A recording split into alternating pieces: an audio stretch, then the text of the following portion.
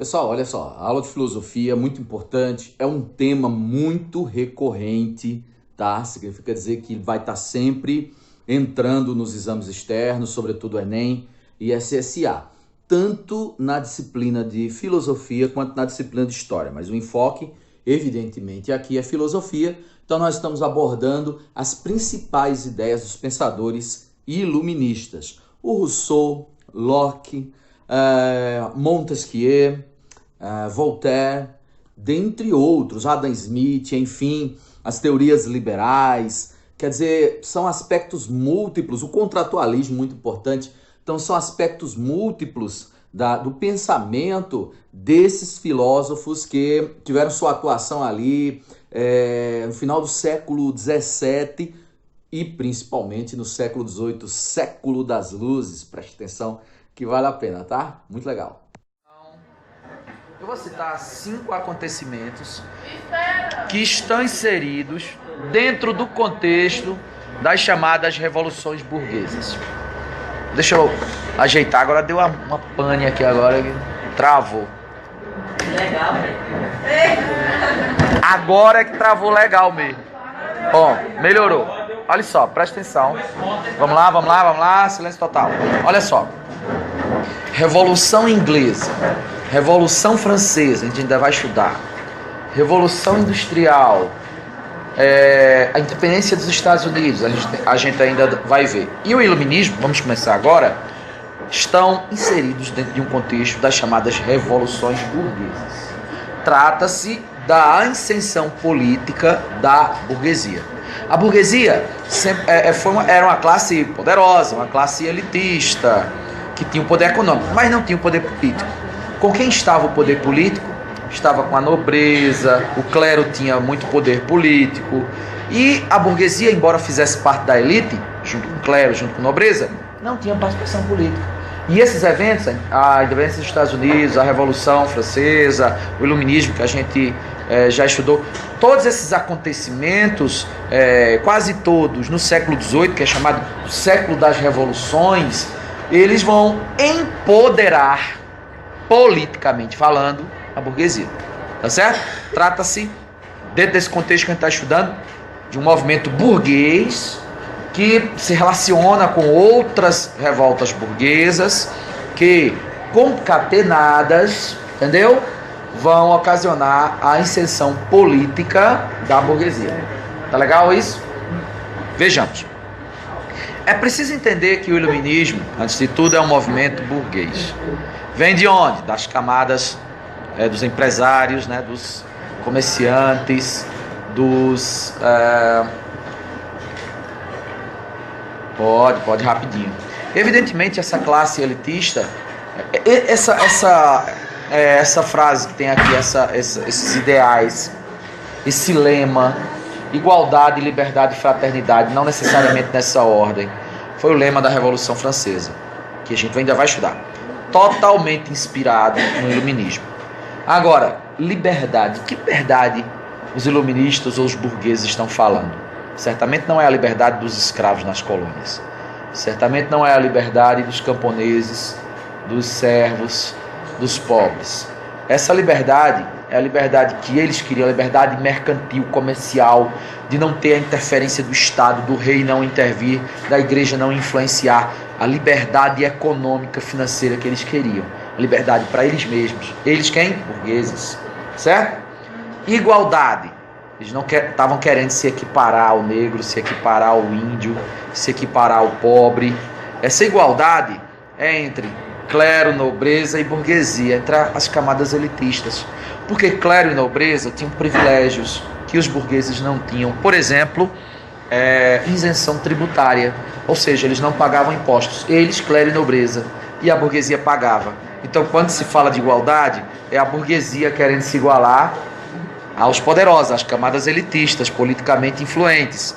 Então, é preciso entender que esse lema, ele é verdadeiro e mentiroso ao mesmo tempo. Verdadeiro porque a burguesia fala de si mesma, beneficiar a si própria.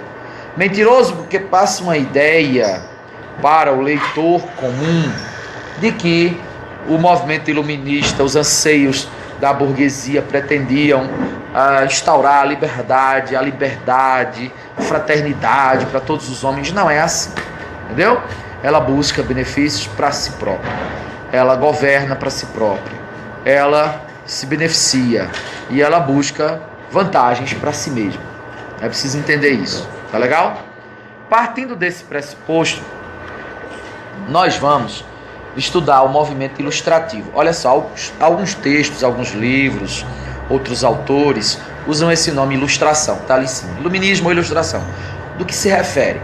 Os pensadores iluministas do século XVIII, que a gente vai estudar a partir de hoje, não apenas hoje, porque a aula não vai esgotar o assunto, né? A gente vai precisar depois de um outro momento. Os pensadores iluministas, eles se consideravam iluminados.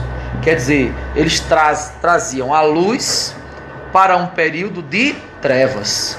Por que trevas? Porque não havia liberdade de expressão, porque a igreja, com seus dogmas, dominava o cenário político, porque os reis absolutistas governavam sozinhos.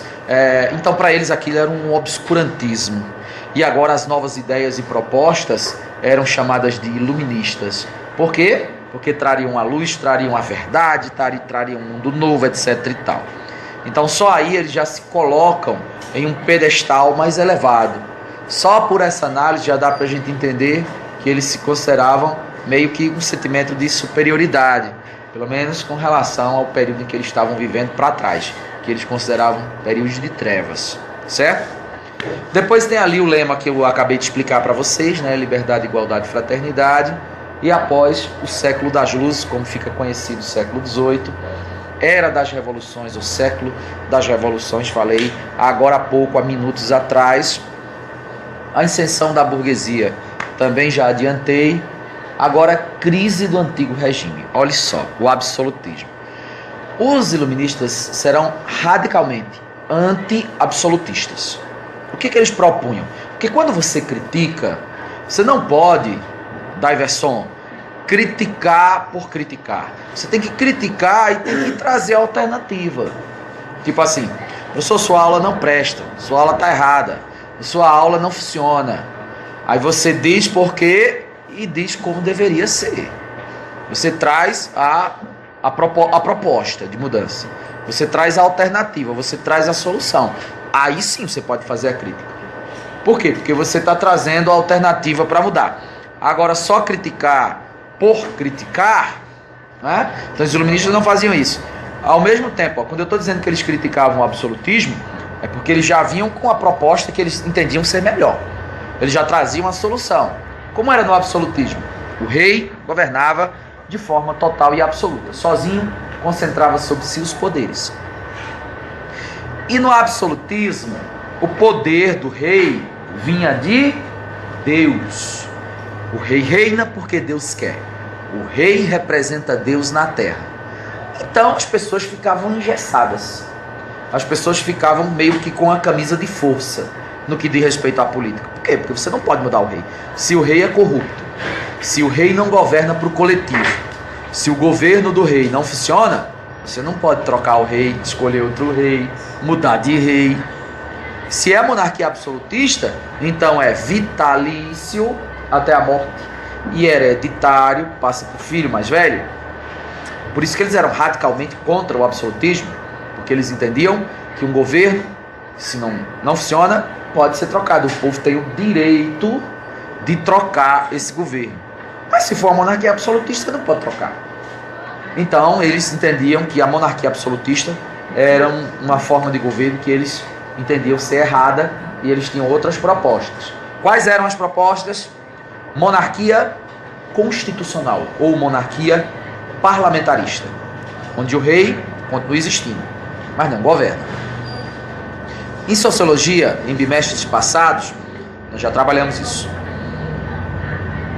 Numa monarquia constitucional ou parlamentarista, quem governa é o primeiro-ministro, né, gente? O primeiro-ministro é escolhido pelo parlamento. A gente já trabalhou isso no outro momento. O rei é meio que uma figura decorativa. Então, a maioria dos iluministas tinham como proposta a mudança do antigo regime, como eles chamavam o absolutismo monárquico, para para a monarquia constitucional ou parlamentarista. Só que tinha um iluminista, em especial, Jean-Jacques Rousseau, que ia além. Ele não estava satisfeito com uma possível mudança da monarquia absolutista para a monarquia parlamentarista. Ele queria ir além, ele queria mudanças mais profundas. Ele queria república. Ele não queria mais monarquia, mesmo deixando o rei sem poderes. E adotando a república, ele não queria qualquer república, porque tem república que é ditadura. Ele queria uma república democrática, democracia. E mais do que isso, ele queria uma democracia direta, que nós também já estudamos em outras aulas de sociologia, em outro bimestre. Democracia direta, para refrescar a memória de vocês, é aquela que o povo não tem representantes, tipo deputados, senadores, vereadores. É o próprio povo quem decide, implementa, escolhe, modifica as leis e assim por diante, sem intermediários, sem representantes, o próprio povo ou os próprios cidadãos, correto? Então veja que Jean-Jacques Rousseau, de quem falarei bastante no outro momento, tinha ideias à frente de seu tempo, ideias que radicais, profundas com relação à política, ok? Isso é o iluminismo, tá? Então é isso que a gente vai começar a estudar a partir de hoje. Senhores, depois colocamos ali, ó, movimentos precursores. Vamos ver a contribuição de movimentos anteriores ao iluminismo, como o Renascimento Cultural, a Revolução Científica do século XVII, principalmente, o racionalismo moderno e o liberalismo. Porque o iluminismo, ele não se restringe à política, ele repercute em outras áreas, por exemplo, na economia, tá? E um modelo de substituição da economia que eles propunham era exatamente o liberalismo, que falarei mais adiante, não é nem na aula de hoje. Mais para frente falarei sobre o liberalismo econômico, proposto pelos iluministas, tá bom? Olha o conceito, que foi o iluminismo. Movimento filosófico que se inicia na França no século XVIII, caracterizado, isso é o mais importante, caracterizado pela confiança na razão. Ou seja, dá-se ênfase à razão. Que é a razão? Entenda-se por razão o pensamento analítico, crítico, o pensamento racional, o afastamento do indivíduo dos dogmas religiosos. Então eles vão dizer, o que emancipa o homem, o que liberta o homem, é a sua criticidade, é a sua capacidade de analisar criticamente. Espera aí, pessoal, só um minutinho, viu? Um instante.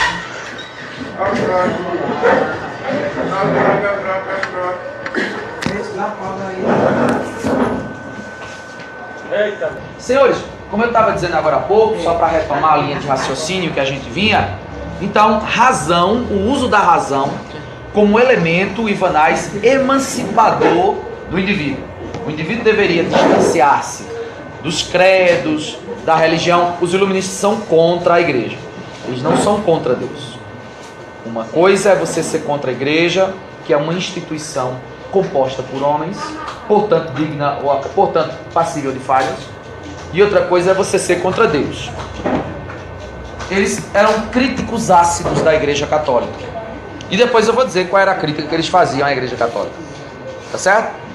Então eles entendiam que o elemento tinha que se distanciar dos dogmas e se aproximar do espírito crítico, da ciência, da razão. Só a ciência, só o pensamento racional conduziria o homem a uma verdadeira liberdade. Não é à toa que eles vão chamar o movimento de iluminismo, né? Conforme eu disse para vocês. Immanuel Kant, talvez o maior filósofo alemão do século XVIII, viveu esses dias. Quer dizer, ele é contemporâneo dos iluministas. E ele tem uma frase aqui bem legal sobre o iluminismo, onde ele enfatiza essa ideia da liberdade e do uso da razão. Olha só. O iluminismo representa a saída dos seres humanos de uma tutelagem que ele quer dizer aí é controle, prisão, ser controlado, prisioneiro ali, amordaçado, que estes mesmos se impuseram a si, tutelados, ou presos, amarrados, controlados, são aqueles que se encontram incapazes de fazer uso da sua própria razão. E aí ele fala todo um texto aqui, depois vocês leem, vocês têm acesso ao material. De novo ele enfatiza a ideia do uso da própria razão. Quer dizer, o elemento deveria desvincular-se das ideias subjetivas, sobrenaturais, dogmáticas, teológicas da igreja e usar o espírito crítico. Porque, por exemplo, quando você diz o rei vem de Deus, o rei reina porque Deus quer, você não pode ir contra o querer de Deus, logo não pode se insurgir contra o rei. Isso para eles era dogma puro, religião, não deve se misturar com política. Política é outra coisa, com a política a gente troca, com a política a gente modifica, não tem essa de ser que de vir de Deus e a gente ficar preso sem poder contestar. Não, a política é coisa humana, é coisa dos homens, é administração terrena, então a gente pode modificar se não está servindo, se não está prestando. Então é coisa de você transformar aquilo que a igreja dizia que era divino em algo terreno, em algo mundano, portanto passível de ser modificado pelos homens. Beleza? É um pensamento bem diferente. Vale dizer o seguinte: os iluministas lançam sementes. Tudo que eles vão defender aqui, tudo que eles vão pregar e propor, não foi implementado enquanto eles estavam vivos. Entendeu? Mas como eu disse, são sementes que germinarão, essas sementes, mais adiante, frutificarão mais adiante. Tá legal? Enquanto foram vivos, os iluministas não viram suas propostas, suas ideias implementadas na Europa, mas suas ideias contribuem decisivamente para revoluções na América, independência dos países, independência do próprio Brasil, da nossa nação, tem influência no iluminismo, e para o fim do antigo regime, né, do absolutismo monárquico que eles tanto combatiam, como eu disse a vocês. Vamos lá, olha só, características, algumas dessas características do iluminismo eu já adiantei para vocês. Os iluministas concebiam a razão e a ciência como luzes, né? Falei para vocês agora há pouco. Criticavam a estrutura política e econômica do antigo regime, o absolutismo monárquico, se posicionavam contra a teoria do direito divino dos reis, como eu também antecipei para vocês. Criticavam o privilégio das camadas poderosas, clero e nobreza, também, mas só criticavam porque eles não tinham esses privilégios, entendeu? Se eles tivessem também, então ficariam caladinhos. É igual o cara que denuncia um esquema de corrupção, porque ele não faz parte. No momento em que ele fizesse parte e estivesse mamando também, dificilmente abriria o bico, entendeu? Então a burguesia é muito boa na hora de denunciar as coisas erradas, que ela não faz parte. Das coisas erradas, que ela faz parte, silêncio total, né? Criticavam os resquícios, restos ainda do feudalismo que tinha, vou explicar isso mais adiante. Criticavam a intervenção do Estado na economia, eles queriam liberdade. Eles queriam, como eu disse, negociar com quem bem entendessem, da maneira que quisessem, e eles não podiam, porque com o Estado mercantilista, como funcionava, sobretudo nas 4 potências europeias, Portugal, Espanha, Inglaterra e França, era o rei quem determinava o comércio, com quem comercializaria, com quais países comercializaria, quais os produtos que comercializariam, e os burgueses que obedecer o que o rei mandava. Então eles queriam essa liberdade de negociar livremente, sem a intervenção do Estado. Tipo assim, olha só, o dono do posto de gasolina, se o governo disser a gasolina vai subir, ele vai subir o preço do combustível na bomba do consumidor. Mas se o governo disser o aumento é ilegal, a gasolina não vai subir, então ele não pode subir, entendeu? Porque há leis que prendem esse comerciante às determinações do Estado, do governo. Então, o que é esse burguês? Que o Estado não intervenha, que o Estado não interfira, que o Estado não influencie. Se ele quiser subir, ele sobe. Se ele não quiser, ele não sobe. E sobe no percentual que ele achar que tem que subir. porque ele é o dono, porque ele é quem está vendendo. Então ele não quer a participação do Estado, ele não quer a intromissão, a interferência, a influência do governo. Todo burguês é assim, até os dias de hoje. Quanto menor a participação do governo, melhor para o burguês. Então isso era um pleito que surge a partir daqui do iluminismo. Mas se acaso o governo dissesse que era para baixar o preço, ele se... Não, o governo nunca disse isso, até agora. Não, aí se dissesse, ele teria que acatar, né? Teria que baixar. Aí ele pode ser multado. Assim como se ele subir abusivamente o preço, né? O governo tem instrumentos, tem agências reguladoras, tem órgãos como o PROCON, um monte de coisa, que pode punir o comerciante que abusa nesse sentido. Não, no caso da gasolina, os combustíveis são todos... No caso dos combustíveis, é tudo regulado pelo governo. Agora, ele deixa ali uma margem. Por exemplo, 3% de aumento. O governo autorizou. Por exemplo, esses 3% não precisa ser necessariamente 3%. Se o burguês disser, não, se eu repassar 3% de aumento para o consumidor, vou perder vendas, o posto concorrente ali vai dar um aumento só de 2,5%. Então, se eu der de 3%, como o governo autorizou, vou perder clientes, que os caras vão abastecer no outro, que é mais barato. Então, aí fica a guerra. A guerra que eu digo, boa para o consumidor, quando há disputa, quando há concorrência entre os diversos comerciantes daquele produto. Aí cada um que vai querer dar o mínimo aumento possível. Por quê? Porque o outro, ele está pensando no concorrente dele, que pode dar um aumento pequeno e atrair os clientes. Então a ideia é essa, não precisa ser os 3% que o aumento determinou, mas havendo a livre concorrência, haverá essa disputa pelo cliente, necessariamente que o comerciante vai querer oferecer um produto de qualidade a um menor preço, um melhor serviço do que o concorrente para atrair os compradores, os clientes dele, né? Então a ideia é mais ou menos essa.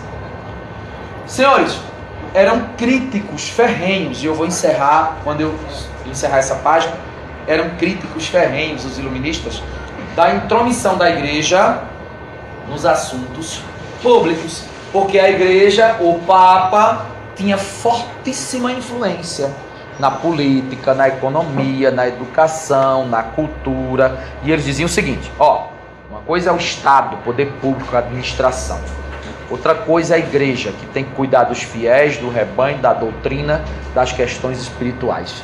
Então não deve misturar, não deve influenciar, o Estado tem que ser laico, separado, neutro de qualquer influência religiosa, e a influência religiosa não pode também ser permeada pela política. Tem que ser separada, cada um na sua, diziam os iluministas. Por último, a sociedade aristocrática. Eles eram contra isso. Que sociedade, que modelo de sociedade era essa? Era um modelo de sociedade que privilegiava o nascimento. Se você nasce em família nobre, herda o título de nobreza do pai, você vai ser nobre, você tem todas as oportunidades, você tem acesso ao poder, você é próximo dos poderosos, e teu caminho na ascensão social está traçado. Você nasceu na família, entre aspas, certa. Mas se você nasceu na família, coloque aspas, errada, lá no campo, lá entre os agricultores, teu caminho na ascensão social é inviável, porque você nasceu numa família de camponeses, e o que vale é o nascimento, é a genealogia, de onde você veio, é as origens, é a família. Então essa era a sociedade aristocrática, que privilegiava a origem do indivíduo. Qual é a proposta deles? Sociedade meritocrática. Mérito, não importa de onde você veio. Conquistou, batalhou, ganhou, venceu, estudou, passou, então você ascende socialmente falando. Não interessa a sua origem, se é uma origem humilde, se é uma origem de berço de ouro, se é uma origem de uma família tradicional, se é a origem de uma família, do ponto de vista político, sem influência nenhuma. O que importa aí, na sua ascensão, é o seu mérito, são as suas conquistas, é o seu esforço, é as suas vitórias pessoais que te garantirão essa ascensão. Então a proposta dos burgueses é isso. Aí vocês podem dizer, olha que justiça, muito bem, tem que ser assim mesmo. Só que a quem você dará as condições para que esse elemento desenvolva essas capacidades? Escola não era coisa para o pobre. Então, se você não tem acesso à educação, como é que você vai vencer? Vindo de origem humilde. Se você não tem acesso às boas escolas, à boa formação, à capacitação, ao crescimento intelectual, como é que você vai vencer, passar, conquistar? Não tem como. Então, quando eles diziam que era pro mérito, é porque nesse modelo aqui eles eram excluídos. Eles vão dizer que é pro mérito porque eles tinham condições de se preparar. Entendeu? Vou dar outro exemplo. Hoje não muito, mas há algum tempo atrás, estudar em escola particular era um ótimo negócio. As aulas eram melhores, os professores melhores, equipamento, estrutura, tecnologia. Então, para você passar no vestibular, nem existia nem na época. Para você ou existia, mas não era porta de acesso, porta de entrada para a universidade. Para você passar no vestibular, para você passar num concurso, você vinha de escola particular, era melhor. Entendeu? Hoje em dia nem tanto. Vamos pegar esse tempo onde a escola particular era melhor. O que acontece? Por que eles vão defender o concurso? Porque a preparação do rico é melhor. Aí é bom defender o concurso, porque os filhos dos ricos têm mais chance. Por que eles vão defender que entra na universidade só com o vestibular, quem passar? Porque a preparação dos ricos para o vestibular era melhor. Então por isso que eles vão defender a porta de entrada na universidade com o vestibular. Vocês estão entendendo o que eu estou dizendo? Hoje em dia nem tanto, porque a escola pública não é boa ainda como deveria ser, mas já melhorou um bocado. Eu sou de um tempo, eu ensinei escola particular no ano 2000, há um tempão, 15 anos atrás. E a mãe do menino dizia assim, ó: meu filho, se você não estudar, eu vou te colocar no estado. Colocar o menino na rede pública estadual era uma punição. Você estava castigando o cara, entendeu? Colocando ele na rede estadual. De tão ruim que era. Tá entendendo o que eu estou querendo dizer? Hoje não. Hoje vocês não têm a melhor escola do mundo. Hoje vocês não têm ainda a escola que vocês merecem, precisam. Entendeu? Mas melhorou um bocado com relação a essa época que eu estou dizendo. Beleza? Ainda dá aí castigo para escola pública, mas só que no meu caso eu era para na escola particular. Era o meu também. Eu entendo, porque a geração de vocês é diferente, eu já acabei de dizer. Eu estou falando assim, no ano 2000, quantos anos você tinha? Eu? Ah, Depende do mês. tá entendendo o que eu estou dizendo? Então não é a época em que você estava na escola privada, você deve estar se referindo a 3, 4 anos atrás. Entendeu? Na aula passada eu conceituei o iluminismo. Na aula passada nós também dissemos as características do iluminismo. Traçamos um perfil também dos precursores do iluminismo. Situamos o iluminismo no tempo e no espaço, quer dizer, onde aconteceu, quando aconteceu, por que, como aconteceu. Hoje a gente vai discutir, para finalizar, basicamente duas coisas. Primeira coisa, as ideias dos pensadores iluministas e quais foram os principais pensadores iluministas. E número 2, vamos discutir o despotismo esclarecido. Tá legal? Por último, como eu disse, veremos um apanhado geral numa teleaula de 13 a 14 minutos. Joia? Então, cronometrando o tempo para que dê tempo para tudo, nós iremos debater agora sobre os pensadores iluministas.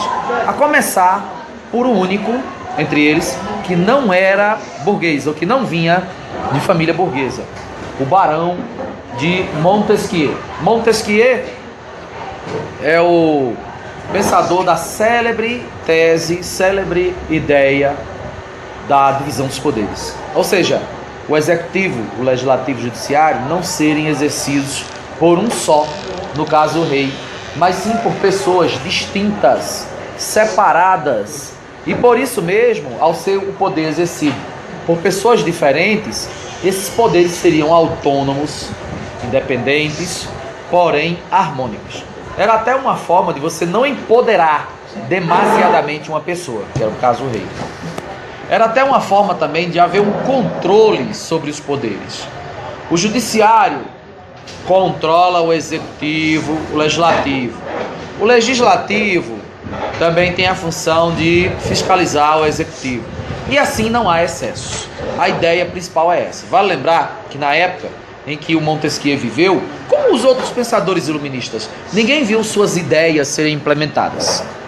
Na verdade, foram espécies de sementes que vão germinar mais adiante. Tanto que, hoje em dia, com algumas exceções, não são muitas, todos os países do mundo, com algumas exceções, como eu já disse, no caso, a maioria dos países adotam esse modelo de divisão de poderes. Tá certo? O próximo pensador que a gente observa é o francês Voltaire. Voltaire foi o maior crítico da igreja. O maior. Ele entendia que a igreja, e quando eu me refiro à igreja, eu me refiro à igreja católica apostólica romana. A igreja, ele entendia que além de ser corrupta, era desnecessária. O ser humano, ele tinha acesso a Deus diretamente, sem intermediários, sem precisar de sacerdote, sem precisar da intermediação da igreja. Ele pronunciou uma frase que se tornou célebre, onde ele fala assim: não haverá justiça enquanto o último rei não for enforcado com as tripas do último padre. Eu vou repetir, olha só. Não haverá justiça enquanto o último rei não for enforcado com as tripas do último padre. O último rei é acabar com a monarquia absolutista. O último padre é acabar com a igreja. A monarquia absolutista, porque na monarquia absolutista não tem divisão dos poderes, não tem democracia, não tem liberdade de expressão, o governo não pode ser trocado, ninguém troca o rei, porque o rei não governa bem, o rei é vitalício, quer dizer, até a morte, e hereditário, passa para o filho mais velho. Então você não troca o rei quando o governo não funciona. Por isso eles eram radicalmente contra o absolutismo monárquico, certo? Qual o sistema que eles defendiam, em sua maioria? A monarquia constitucional, ou monarquia parlamentarista. Nós já discutimos como é que funciona isso em outras aulas de sociologia, não de história, ok? Outra bandeira de defesa, além da ideia contrária à existência da igreja, outra bandeira de defesa do Rousseau é a liberdade de expressão. Coisa que hoje, graças a Deus, usufruímos. Que é aquela liberdade que você tem de protestar, se posicionar contra, duvidar, questionar, fazer oposição a qualquer ideia, governo, entendeu? Ou lei, desde que de forma ordeira. Você não será preso por causa disso. Você não será prejudicado por não concordar, não aceitar, criticar. Na época em que o Rousseau vivia, não tinha liberdade de expressão. Então ele era estava absolutamente convencido de que a liberdade de expressão era algo a ser defendido e lutado pelos seres humanos. Olha essa frase que ele disse, está no quadro. Não concordo com uma única palavra do que dizeis, mas defenderei até a morte o vosso direito de dizê-los. Significa dizer que eu não preciso concordar com você. Eu posso discordar. Agora, eu vou defender, mesmo não acreditando no que você diz, nem aceitando o que você fala, eu vou defender até o último momento o direito que você tem de dizer o que você acredita, de você dizer o que você acha. Isso é defesa pela liberdade de expressão. É óbvio que ao se posicionar contra a igreja, Voltaire foi perseguido. Tanto que teve que ir embora para a Inglaterra, terminou seus dias na Inglaterra, não podia voltar para a França, sob pena de ser preso pela igreja, talvez o tribunal da Santa Inquisição, entendeu? Então ele vai embora e termina seus dias na Inglaterra sem poder voltar para sua terra natal. Denis, aliás, passei demais. Passei um bocado. Aqui. Denis Diderot e Jean d'Alembert.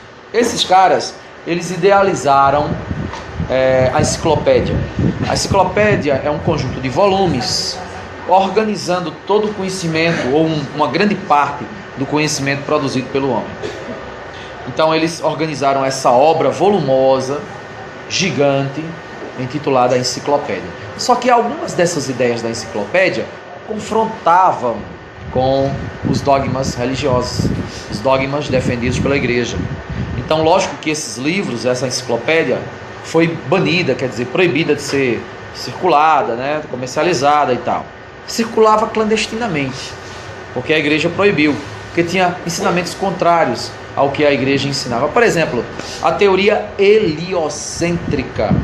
A teoria heliocêntrica confrontava a teoria da igreja, que é a teoria geocêntrica. Vocês devem saber do que eu estou falando, né? Na teoria geocêntrica, diz que a Terra é o centro do universo e o Sol gira em torno da Terra, o que não é verdade. A teoria heliocêntrica fala o contrário. A Terra não é o centro do universo, nem mesmo da Via Láctea, da galáxia da gente, e não é o Sol que gira em torno da Terra, e sim o contrário. Certo? Então, como determinados conceitos contidos na enciclopédia... Oxê, tá aí passando, né? Ah não, estava certo. Como é a idade? Como determinados ensinamentos da enciclopédia confrontavam ensinamentos da igreja, então esses caras também foram perseguidos. Agora é importante dizer que, embora houvesse perseguições, eles não recuavam, quer dizer, não abandonavam suas ideias por uma ameaça de serem presos e assim por diante. Deixa eu passar, é apenas a capa da enciclopédia. Esse cara, o Jean-Jacques Rousseau, é seguramente o pensador mais importante do iluminismo, porque foi o mais radical. Muito antes de Marx, muito antes de Engels, muito antes do Capital, do marxismo, do socialismo, ele já criticava a sociedade capitalista, a desigualdade social entre os homens, a apropriação de riqueza por alguns,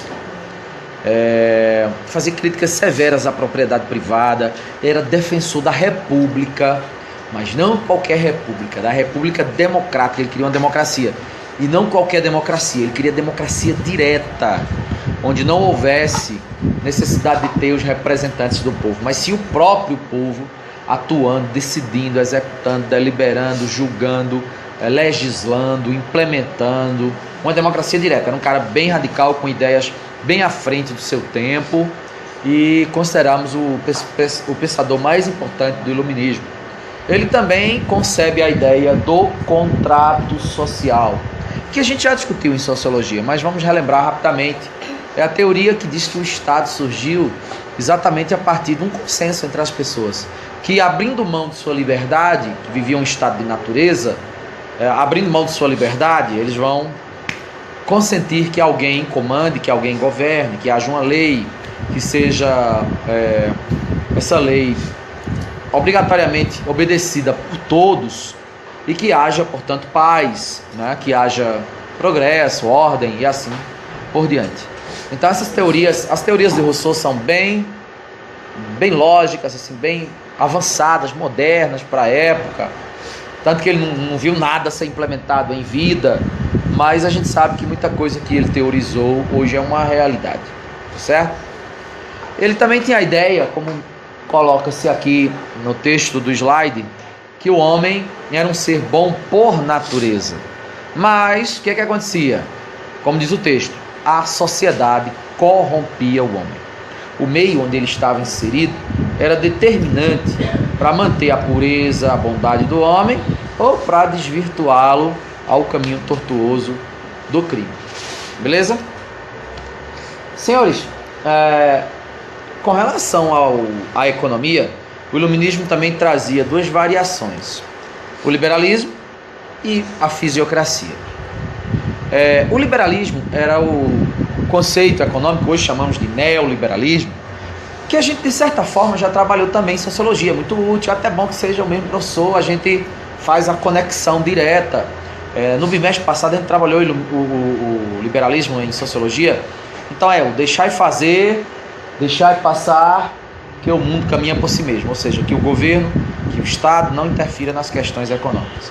As questões econômicas devem estar com a burguesia, com o capital privado, com a iniciativa privada, e as questões de Estado típicas do governo ficar com o governo: moradia, saneamento, segurança, saúde, educação, etc. Beleza? Já trabalhamos isso em sociologia, mas não agora, né, no segundo bimestre. A fisiocracia Prega tudo isso, na intervenção do Estado, na economia e tal, mas tem uma diferença. Na fisiocracia, para os fisiocratas, os governos, as nações deveriam se preocupar com questões ligadas à terra, com atividades ligadas à terra. Caprinocultura, ovinocultura, agricultura, piscicultura, ou seja, atividades que geram lucro, mas atividades ligadas ao agronegócio, como chamamos hoje. Entendeu? Porque eles entendiam que só a terra gerava riqueza. O comércio e a indústria meramente transferia a riqueza, circulava a riqueza, mas não produzia. Só a terra, no entender dos fisiocratas, produzia riqueza, sem nada receber em troca.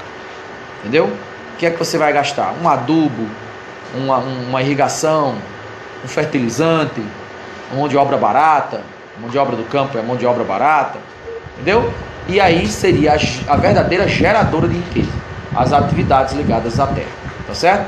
Mas também eram, como os liberais, a favor da não intervenção do Estado na economia. Aí entramos aqui em alguns pensadores da época. David Richard ou Davi Ricardo, que atua na teoria do valor-trabalho, inclusive apregoando que o trabalhador tinha que ganhar pouco mesmo. Pouco. Quanto menos ele ganhasse, melhor. Não só para maximizar o lucro do empregador, do capitalista, do burguês, mas também para impedir que ele tivesse muitos filhos, para não ter uma explosão populacional. Porque ao ganhar pouco, ele não teria como sustentar uma prole de 10, 12, 15 filhos. Entendeu? Sob pena de morrerem de fome. Ao ganhar pouco, ele próprio faria o controle de natalidade, e ao invés de ter 10, 12, 15 filhos, teria 2, 3, 5 no máximo. O que garantiria uma política de natalidade sem o governo gastar nada, sem o burguês gastar nada, pelo contrário, lucrando mais, diminuindo o salário dele. A ideia era essa. Adam Smith, dos pais da teoria liberal, defensor da propriedade privada. Thomas Malthus, com a teoria malthusiana que vocês já estudaram em geografia, né? A teoria que a população cresce em uma escala muito maior do que a produção de alimentos. PA e PG, né? Como vocês já devem ter visto. Agora a gente entra na reta final da aula, da parte expositiva, que é, o texto fala em absolutismo ilustrado. Você vai encontrar no livro Despotismo Esclarecido. É a mesma coisa, do que se trata. Alguns reis europeus, para darem aquela ideia de que estavam antenados com as tendências mais recentes de sua época, que eram reis modernos, que estavam modernizando a gestão, o Estado, o seu governo, era realmente atuante, eles vão aderir em parte a algumas ideias iluministas, em parte. Porque tinham ideias iluministas que eram convenientes, essas eles abraçam.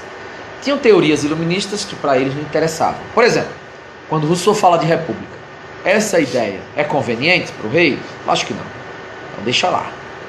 Mas quando Voltaire critica a igreja e diz que ela é desnecessária, isso é conveniente para o rei? Totalmente. Porque quando você diminui o poder do Papa, você aumenta o seu. Monarca, rei. Entendeu? Então eles vão igual a pessoa que vai no supermercado. Weslânia, que é ajuda a mãe, não digo dona de casa, mas certamente ajuda a mãe, vai fazer compras, etc. Lava, passa, cozinha, por aí vai.